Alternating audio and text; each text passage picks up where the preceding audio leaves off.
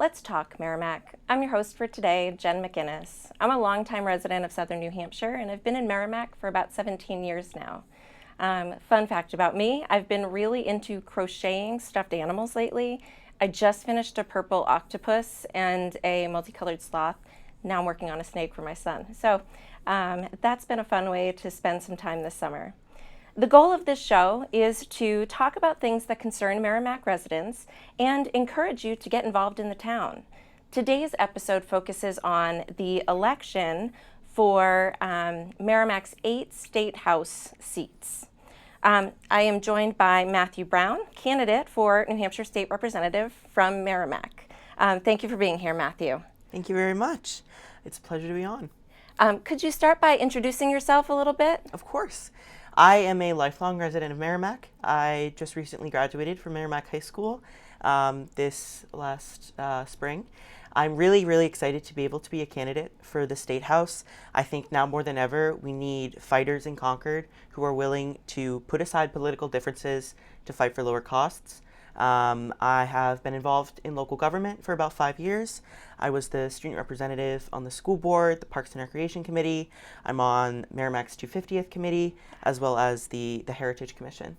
Wow, that is a busy schedule for the town. That's fantastic. So people might recognize you from some of those roles, particularly as a member of the school board, which was aired on Merrimack TV, and people might have been watching those meetings. Can you share what you've learned from that experience? Of course. I was really honored to be able to serve as a student representative this year. I think it's a really important role, especially when it comes to education, to have student voices. I think the thing I learned most is the importance of working together. I mean, the board has so many different perspectives, from the 5 elected members, myself as the student representative, the administrators, and the community members. I think it was really important to be able to connect with the other members and the community to learn where our different needs are. We had some challenges this year, especially with our budget. And I think it was really important at the end of the day to make sure that everyone was heard. And in Concord, that'll be my main goal. It's so interesting that you've participated in all these groups. I guess I'm wondering what motivated you to start getting involved in the town in this way? Yeah. That's a question I get a lot, and I don't know if I have a great answer to that. Growing up here, I've seen our town change a lot over the years. My family has been involved in our community, owning small businesses. So I guess I sort of grew up around the town. And that whenever I was able to, I really enjoyed serving, and making sure that young people had a voice, that small businesses had a voice, and community members had a voice in town. I love that. Being a voice for the groups that you're a part of is so important. And it leads me to a question about Concord. Yeah. It's a difficult time in politics, whether you're talking local in Merrimack. We've seen some heated debates at local meetings, the state and national as well. What do you hope to accomplish as a New Hampshire state representative? Yeah. My number one priority is affordability. I think every conversation I've had comes back down to property tax relief or childcare or healthcare. Now more than ever, we need people in Concord who are focused on lowering costs. I obviously don't have all the answers to that, but working together, I think, is the best way to go about making those changes. Reining in the voucher program, which is taking money away from public schools and raising local property taxes, and bringing relief to families in need, lowering the cost of healthcare and childcare, I think is crucial. So while I'm sure there are other candidates focused on different things, affordability is my number one. And I was going to ask you about that because affordability is top of mind, whether you're old or young, a renter or homeowner, a single or part of a family. So it's great to hear you talk about affordability as central to your campaign. I'm wondering what else you might plan to focus on, aside from those what they call kitchen table issues, right? Yeah. In my time on the school board, I was able to learn a lot more about the public education system here in New Hampshire, and obviously live it myself. And we have a system in New Hampshire that is fundamentally flawed. Our state does not adequately fund our public schools, which leads to these debates in the school board, which leads to fights between neighbors, and leads to us having to pin our seniors against our students, which should never happen. One of my other priorities will be to increase state funding for public education, whether that's through limiting the voucher system, which is taking money away from public schools and giving it to wealthy families that do not need the money to afford private schools. I think that is crucial because, education is the foundation of everything. We can't have the best doctors, we can't have the best lawyers, the best electricians without making sure that we have a top-notch education system here in the state. That's great. I will shout out New Hampshire School Funding Fairness Project, Yes. fairfunding.org for those of you listening along. They are a great organization that has highlighted these issues, so it's important to get voices like yours into Concord. So I was curious about your participation in the 250th committee, and then you said the Heritage. Yeah. Can you talk a little bit about that, just because that's interesting and slightly different than this path to the State House? Yeah. A couple weeks ago, I was confirmed as a full member of the Heritage Commission. Cool. Before that, I served as an alternate for a few years. So I'm really looking forward to being able to sort of revamp and restart the commission and really get involved in preserving our town's history.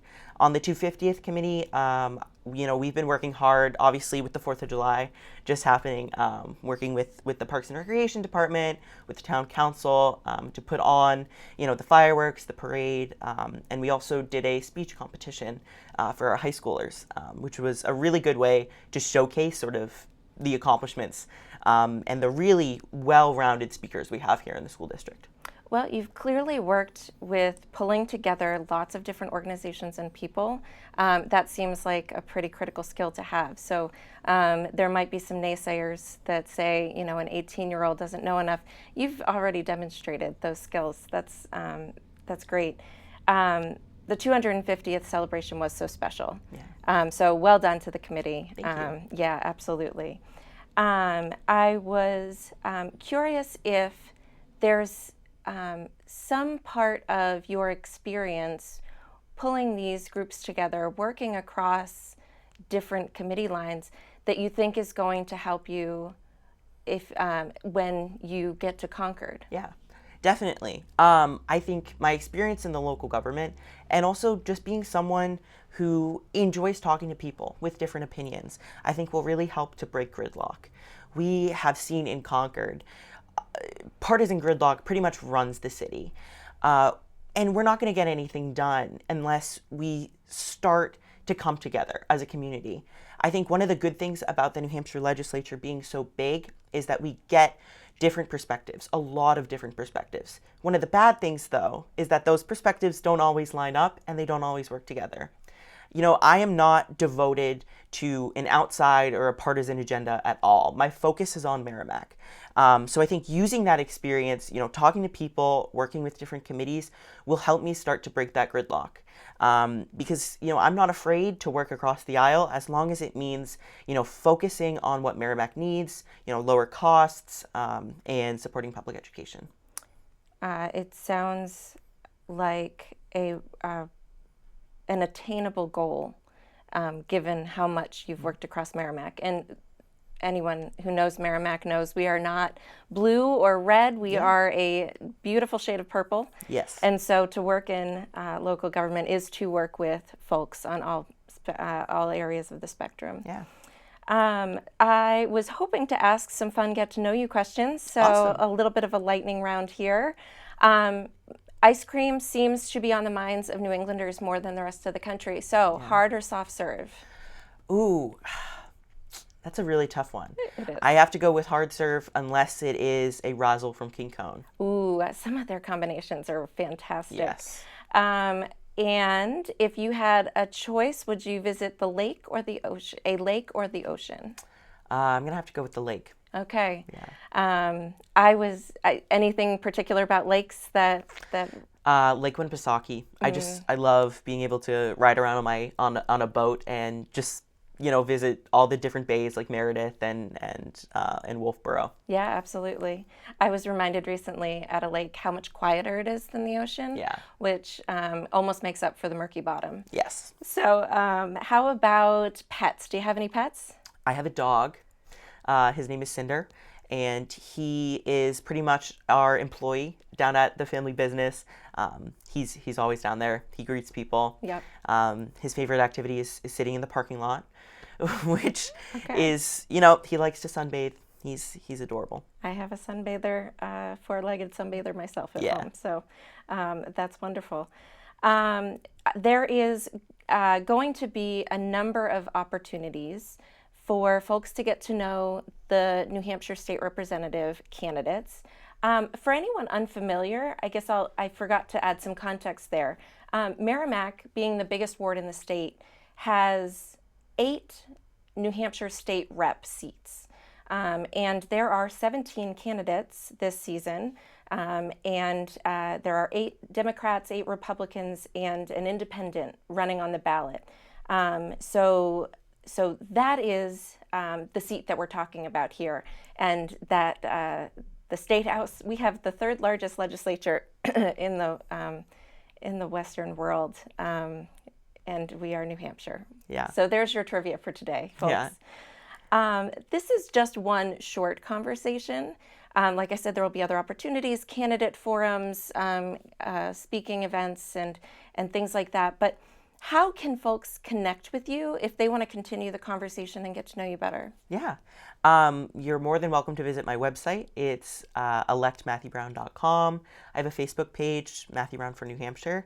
I'm always willing to talk to voters.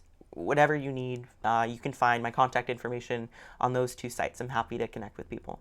Fantastic. And so I would encourage, particularly, I would encourage you to reach out to all of the candidates and get a sense of where they lie on the issues that affect you as a Merrimack resident. And so, Matthew, it's great to hear what issues are important to you and your experience that leads you to run for this seat.